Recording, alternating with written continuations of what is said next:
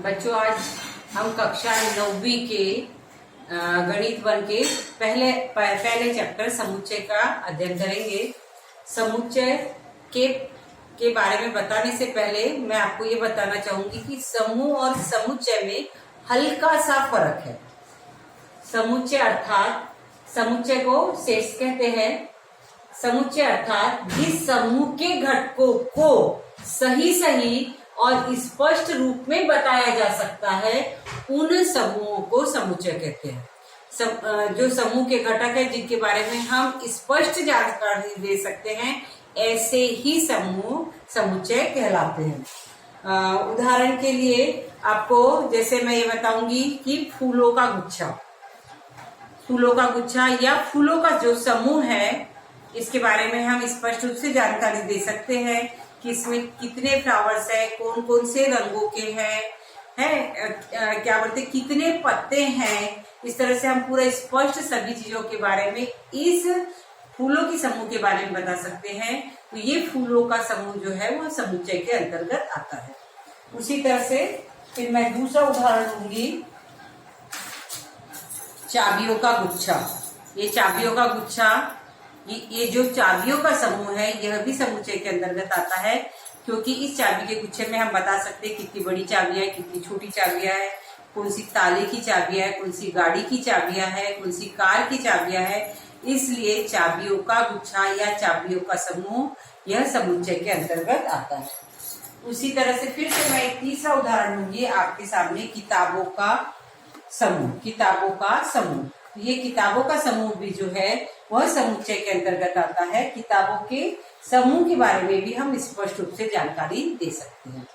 उसी तरह से एक उदाहरण लूंगी मैं, कक्षा के होशियार विद्यार्थियों का समूह, गांव के पराक्रमी विद्यार्थियों का समूह, नागपुर शहर के अमीर लोगों का समूह।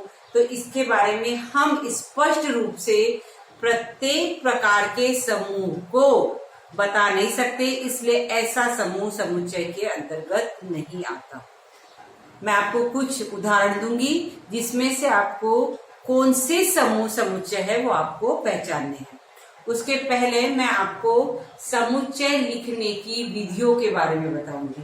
समुच्चय कैसे लिखा जाता है उसके बारे में बताऊंगी। समुच्चय लिखते समय अंग्रेजी वर्णमाला के कैपिटल लेटर का उपयोग करते हैं। जैसे मैंने एक उदाहरण लिया है, कैपिटल ए बराबर अंग्रेजी वर्णमाला के स्वर, यानी अंग्रेजी वर्णमाला के स्वर का समूह बताना है मुझे। तो इस समुच्चय को लिखते समय मैं इसको प्रदर्शित कर रही हूँ कैपिटल ए से, यानी किसी भी समूह को प्रदर्शित करने के लिए अंग्रेजी वर्णमाला के कैपिटल लेटर्स का उपयोग किया जाता है। अब इसको हमने लिखा इस तरह से, ए बराबर AEIOU।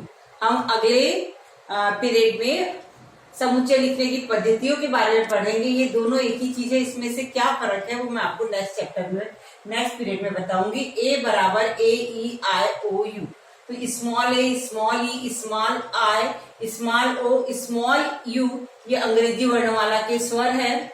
प्रत्येक घटकों को इसके स्मॉल लेटर्स द्वारा, अंग्रेजी वर्णमाला के स्मॉल लेटर्स द्वारा व्यक्त किया गया है। प्रत्येक घटकों के बाद कॉमा का चिन्ह दिया गया है और इस समूह को या इस समुच्चय को धनु कोष्ठक के अंतर्गत लिखा गया है। यह समुच्चय लिखने की पद्धति है।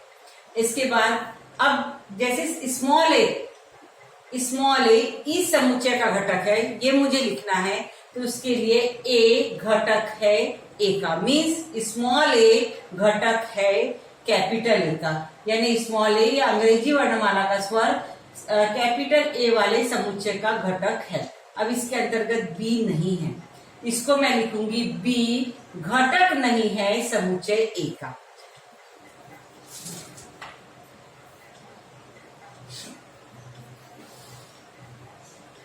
यह जो चिन्ह है इसे हम घटक है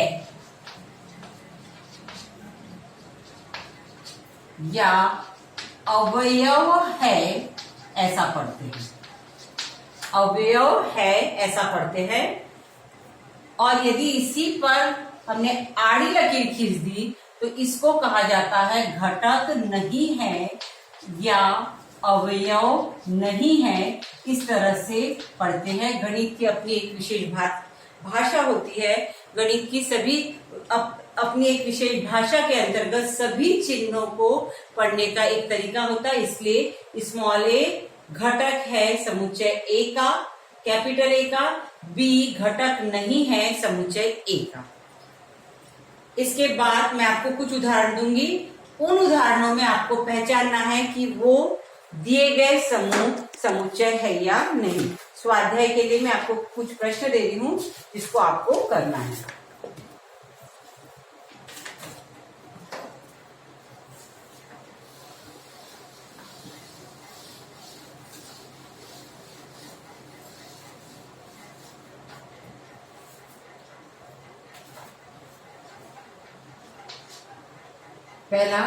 पहला उदाहरण है सप्ताह के 7 दिन।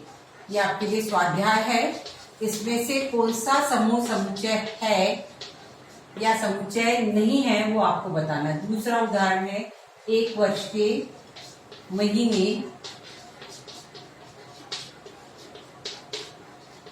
1 वर्ष के महीने। तीसरा उदाहरण है कक्षा के पराक्रमी विद्यार्थी।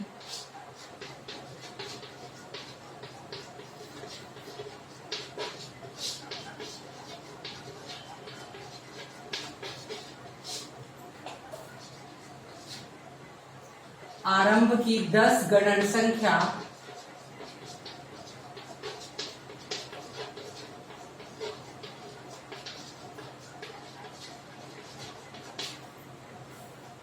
महाराष्ट्र के मजबूत गढ़ किले।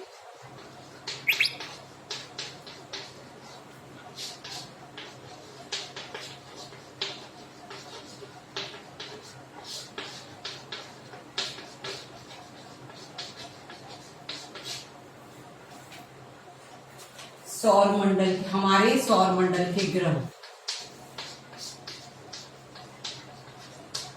ये आपका स्वाध्याय है।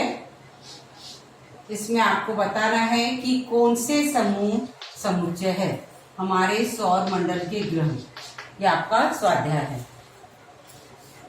नेक्स्ट अध्याय में, नेक्स्ट पीरियड में हम समुच्चय लिखने की पद्धति के बारे में अध्ययन करेंगे।